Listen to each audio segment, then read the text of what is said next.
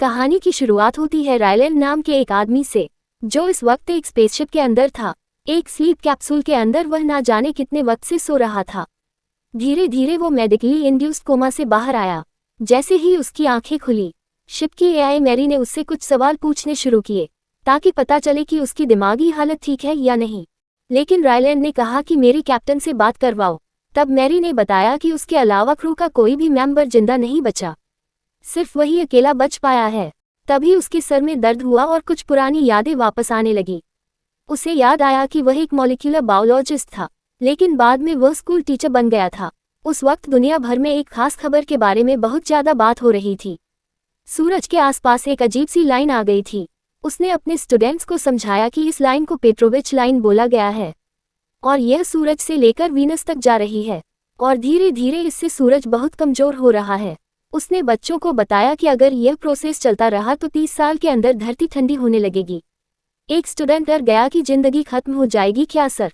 पर रायलैंड ने कहा कि दुनिया के बेस्ट साइंटिस्ट सॉल्यूशन ढूंढने की कोशिश कर रहे हैं। 30 साल से पहले तो कुछ ना कुछ ठीक हो ही जाएगा। वापस से शिप के अंदर रायलैंड ने अपनी दाढ़ी काटी। जब उसने सप्लाई चेक की तो उसे वाइन मिली। वह अकेला था तो उसने थोड़ी बहुत पी ली और कुछ खाना भी खाया। फिर उसने क्रू का बचा हुआ सामान देखा और उसकी और यादें वापस आई। अकेलापन कम करने के लिए उसने कपड़ों से एक डोल बनाए और उसके साथ डांस किया। उसने एक बोर्ड पर नोट्स लिखने शुरू किए ताकि वह समझ सके कि वह कौन है। तभी उसे एक और मेमोरी याद आई। एक दिन स्कूल के बाद एक साइंटिस्ट ईवा उससे मिली थी। उसने रायलैंड का रिसर्च पेपर पढ़ा था जिसमें उसने लिखा था कि जिंदगी के लिए पानी जरूरी नहीं होता। रायलैंड ने कहा कि मेरे पास क्यों आए हो तुम? मुझे नौकरी से निकाल दिया गया था, अब मैं एक स्कूल टीचर हूँ।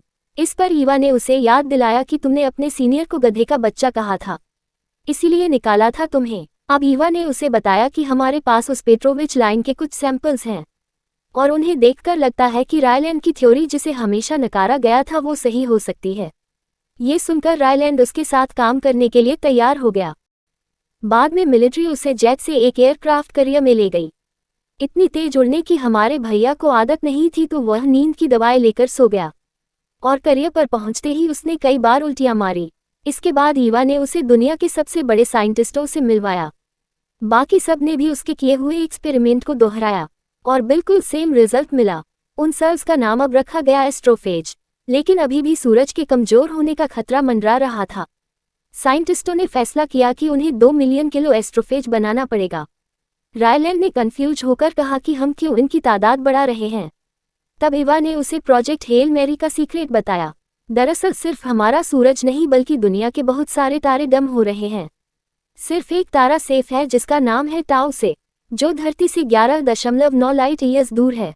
प्लान ये था कि एक स्पेसक्राफ्ट टाओ से भेजा जाएगा ताकि पता तो चले कि उस तारे को कुछ क्यों नहीं हो रहा। इंसानों की बनाई हुई कोई भी स्पेसशिप कभी इतनी दूर नहीं गई। लेकिन ऐसा नहीं है कि हम ऐसा स्पेसक्राफ्ट बना नहीं सकते। बात यह है कि उसे चलाएंगे कैसे?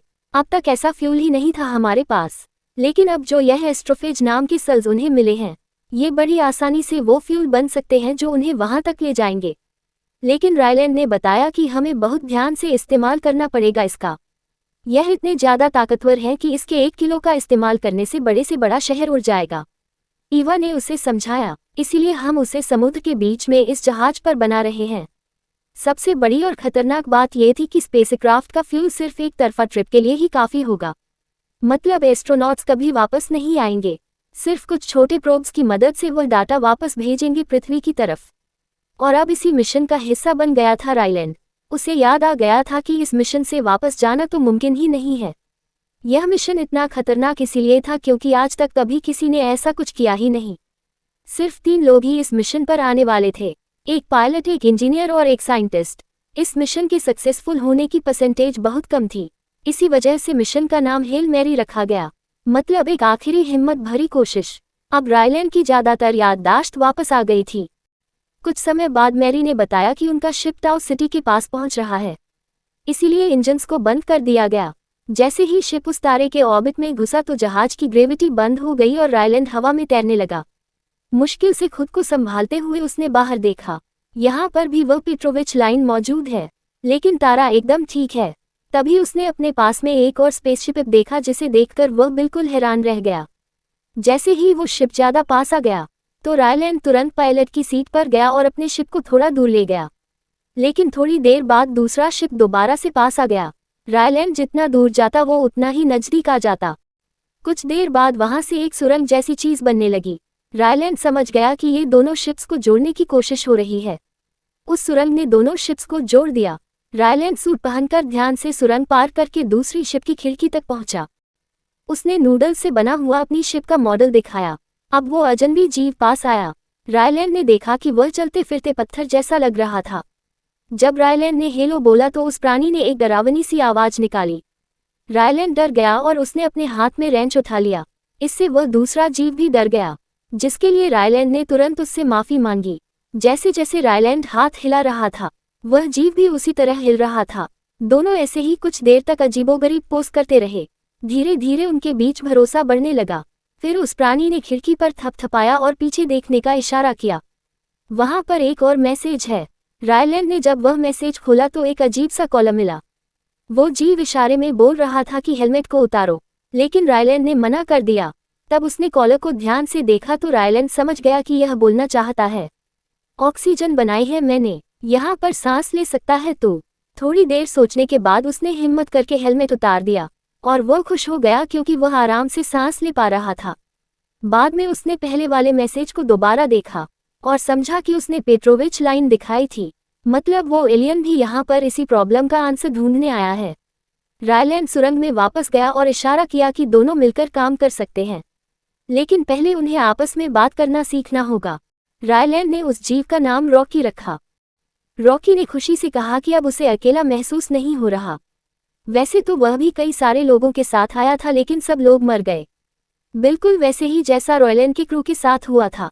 दोनों ने फैसला किया कि वह मिलकर स्टोर्स को बचाएंगे। खैर, शिप्स की टेक्नोलॉजी के बारे में बात करते हुए रायलैंड को पता चला कि रॉकी की प्रजाति रेडिएशन के बारे में कुछ नहीं जानती। रायलैंड ने उसे समझाया कि रेडिएशन की वजह से ही तुम्हारे क्रू की मौत हुई है। रॉकी बच गया क्योंकि उसकी वर्कशॉप एस्ट्रोफेज के पास थी और एस्ट्रोफेज रेडिएशन से बचाता है। तो उन्होंने फैसला किया कि उन्हें इस सूरज के आसपास वाले एस्ट्रोफेज की सैंपल चाहिए कि कहीं यह अलग तो नहीं। रायलैंड ने शिप्स अलग किए और अपने जहाज को नजदीक की प्लेनेट की तरफ ले गया। प्लेनेट के रंग देखकर रायलैंड हैरान रह गया। उसने स्पेस वॉक किया और एक मशीन से लाइट एक्टिवेट की। उस लाइट की तरफ हजारों एस्ट्रोफेज आ गई और एक खूबसूरत चमक बन गई। दोनों ने मिलकर उस प्लेनेट का नाम एड्रियन रखा। सैंपल्स लेकर टेस्ट किए गए तो उन्हें पता चला कि जितने एस्ट्रोफेज प्लेनेट पर आ रहे हैं उतने वापस नहीं जा रहे। ये बड़ी अजीब बात थी, क्योंकि वह तो वहां पर रिप्रोड्यूस करने आते थे। एक और टेस्ट से पता चला कि एस्ट्रोफेज के साथ साथ एक खास तरह का बैक्टीरिया भी मौजूद है वहां पे। इसका मतलब है कि एड्रियन प्लेनेट पर जिंदगी है। ये सुनते ही रॉकी ने कहा कि जरूर इस प्लेनेट पर कोई ऐसा जीव है जो एस्ट्रोफेज को मार रहा है, बिल्कुल किसी शिकारी की तरह। इसी वजह से एस्ट्रोफेज कंट्रोल में है और इतना ताकतवर नहीं बन पा रहा कि सूरज को कोई डैमेज कर पाए। अगर एस्ट्रोफेज खाने वाले इस बैक्टीरिया को हम अपने प्लेनेट पर ले जाएं तो हम अपने सूरजों को भी बचा सकते हैं। अब दोनों ने सोचा कि यह बैक्टीरिया जरूर बादलों में होंगे जहां पर एस्ट्रोफेज रिप्रोड्यूस करता है, लेकिन उनका ये जहाज एटमॉस्फेयर के अंदर जाने के लिए डिजाइन नहीं था। रॉकी ने कहा कि हम एक लंबी चेन बना देते हैं जिसे लटकाकर हम सैंपल कलेक्ट कर लेंगे, जिस पर रायलैंड ने कहा कि यह बिल्कुल मछली पकड़ने जैसा है। लेकिन दिक्कत ये थी कि रायलैंड जहाज का साइंटिस्ट था, पायलट नहीं। उसको ज्यादा एक्सपीरियंस नहीं था जहाज उड़ाने का, इसीलिए उसने पूरी प्रैक्टिस की ताकि शिप ज्यादा एटमॉस्फेयर में ना चला जाए, क्योंकि फिर वह प्लेनेट के अंदर खींचे चले जाएंगे। प्रैक्टिस के दौरान रॉकी अर्थ के लिए वीडियोस बनाता रहता। उसे लग रहा था कि पृथ्वी पर लोग उसे लाइव देख रहे हैं। रायलैंड ने बताया कि भाई ये लाइव नहीं है, लास्ट में एक प्रोब भेजेंगे, उसमें ये सारी इन्फॉर्मेशन होगी, वो जाएगा पृथ्वी तक। ये सुनकर रॉकी ने कहा कि तू खुद जा तो रहा है। इस पर रायलैंड ने भारी मन से कहा कि भाई मैं नहीं जा सकता वापस, यही मर जाऊंगा मैं, इतना फ्यूल ही नहीं है मेरे पास वापस जाने का। ये सुनकर रॉकी बहुत मायूस हो गया।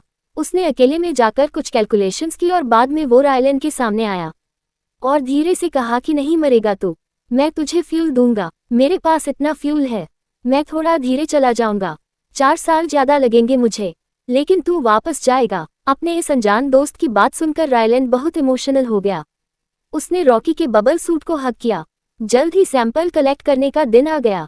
रायलैंड ने जहाज को एटमॉस्फेयर के काफी करीब पहुंचाया और चैन के साथ प्रोब नीचे भेजा। जब सैंपल तैयार हो गए तो रायलैंड बाहर निकला उसे वापस लाने के लिए। इस सब में बहुत देर लग रही थी और एटमॉस्फेयर की गर्मी से जहाज को बहुत नुकसान भी पहुंच रहा था। अचानक एक मेटल का टुकड़ा टूटकर रायलैंड से टकरा गया और वह बेहोश हो गया। ये देखकर रॉकी बहुत ज्यादा परेशान हो गया। वह बार बार रायलैंड का नाम पुकारता रहा। थोड़ी देर बाद जब उसे होश आया तो देखा कि प्रोब अभी भी चैन से लटक रहा है। टेम्परेचर बढ़ता जा रहा था तो रॉकी ने कहा कि वापस अंदर आ भाई, बाद में नया सैंपल ले लेंगे। लेकिन रायलैंड ने कहा कि दोबारा नहीं हो पाएगा। वो प्रोब लेने के लिए आगे बढ़ा, लेकिन एक और मेटल का टुकड़ा उससे टकरा गया और वह टेदर में उलझ गया। उसने चाकू से रस्सी को काट दिया और सिर्फ हाथ से जहाज को पकड़कर मुश्किल से वापस अंदर आया। जहाज प्लेनेट एड्रियन से तो दूर निकल गया, लेकिन उनका एक हिस्सा अभी भी टूट रहा था और धमाके का खतरा बना हुआ था। रायलैंड ने इंजन पूरी पावर पर चला दिए ताकि जहाज जल्दी से दूर चला जाए। सुरक्षित दूरी पर पहुंचने के बाद इंजन बंद किए गए, फिर भी जहाज कंट्रोल से बाहर घूमने लगा। रायलैंड ने चेक किया तो पता चला कि फ्यूल टैंक में छेद हो गया है और 2 कंटेनर्स से फ्यूल लीक हो रहा था। सिचुएशन खतरनाक थी, इसीलिए उन्हें उन फ्यूल कंटेनर्स को अलग करना पड़ा ताकि शिप बच सके और मिशन जारी रह सके। अब जहाज बहुत जोर से हिल रहा था। इतनी स्पीड में बटन दबाना मुश्किल हो रहा था, लेकिन रायलैंड ने हिम्मत नहीं छोड़ी। उसने कोशिश करके दोनों फ्यूल कंटेनर्स अलग कर दिए। जैसे ही वह अलग हुए शिप फिर से सीधा चलने लगा। अब दोनों ने मिलकर चेक किया कि वह बैक्टीरिया कितना हो गया है। अब वह बैक्टीरिया काफी मात्रा में तैयार हो चुका था। इसका मतलब है कि वह घर वापस जा सकते हैं। अब सच में घर लौटने का समय आ गया था। दोनों एक दूसरे को अलविदा कहते हुए बहुत इमोशनल हो गए। जाने से पहले रायलैंड ने एकदम हीरो वाले अंदाज में रॉकी से कहा, ठीक है भाई, फिर मिलेंगे। लेकिन रॉकी ने कहा कि यह तो अजीब बात हो गई, क्योंकि हम दोबारा कभी नहीं मिलने वाले। इस पर रायलैंड ने कहा कि कभी इतना श्योर नहीं होना चाहिए चीजों को लेके। फिर दोनों अपनी अलग अलग दिशाओं में निकल गए और रायलैंड को दोबारा अकेले रहना सीखना पड़ा। थोड़ी देर बाद शिप के एआई सिस्टम मैरी ने बताया कि जहाज के अंदर कंटेमिनेशन हुआ है। कोई दूसरी दुनिया का जीव घुसा है यहाँ पे। रायलैंड ने इंजन बंद कर दिए और जाकर चेक किया। उसने देखा कि उस बैक्टीरिया टाउमी अमीबा ने जीनोनाइट का डब्बा तोड़ दिया था। उसने तुरंत पूरे बैक्टीरिया को एक बंद डब्बे में डाल दिया, पर तभी उसे याद आया कि रॉकी का क्या हाल होगा। उसका तो पूरा जहाज ही जीनोनाइट से बना हुआ है। अगर टाउमीबा वहां पहुंच गया तो वह फ्यूल खा जाएगा। रॉकी स्पेस में ही फंसा रह जाएगा। अब रायलैंड ने जल्दी से हिसाब लगाया। वो रॉकी को बचाकर पृथ्वी पर तो नहीं पहुंच सकता। इन दोनों कामों को करने का उसके पास फ्यूल नहीं है, लेकिन अपने सबसे अच्छे दोस्त को मरने देना उसे मंजूर नहीं था। इसलिए उसने अपनी सारी रिसर्च और टाओ अमीबा का बहुत सारा स्पेसिमेन एक प्रोब में डालकर पृथ्वी की तरफ भेज दिया, बिल्कुल पहले के प्लान की तरह। इसके बाद उसने शिप का रास्ता बदल दिया और हिसाब लगाया कि रॉकी कहाँ पर होगा। कुछ दिन बाद उसे रॉकी की शिप मिल ही गई। रायलैंड बाहर निकला और स्पेस वॉक करके उसके पास गया। उसने जोर जोर से खिड़की पर हाथ मारा। रॉकी आया और उसे अंदर ले गया। कई सालों बाद वो प्रोब आखिरकार पृथ्वी पर पहुंच गया। एवा ने रिकॉर्डिंग्स में रॉकी को देखा। अर्थ का टेम्परेचर काफी कम हो चुका था, लेकिन अब लोगों के पास अपने सूरज को बचाने का तरीका था। वहीं दूसरी ओर हम रॉकी के प्लेनेट को देखते हैं, जो पहले ही बच चुका था। रायलैंड की वजह से एलियंस ने रायलैंड का धन्यवाद करते हुए उसके लिए पृथ्वी जैसी ही जगह बना दी थी। साथ ही उसने एलियंस की भाषा भी सीख ली थी और अब बिना ट्रांसलेटर के वह रॉकी से सीधी बात करता था। एक दिन रॉकी ने बताया कि साइंटिस्ट ने एक नया स्पेसशिप बना दिया है, जिससे रायलैंड चाहे तो पृथ्वी वापस जा सकता है। लेकिन रायलैंड ने कहा कि मुझे सोचने के लिए थोड़ा वक्त चाहिए। इस पर रॉकी खुश होकर बोला कि भाई, जितना चाहिए उतना टाइम ले। दरअसल रायलैंड वहीं रहकर अब एलियन बच्चों का टीचर बन चुका था। वीडियो पसंद आई तो लाइक कर देना, चैनल को सब्सक्राइब कर लेना। मिलते हैं अगली वीडियो में।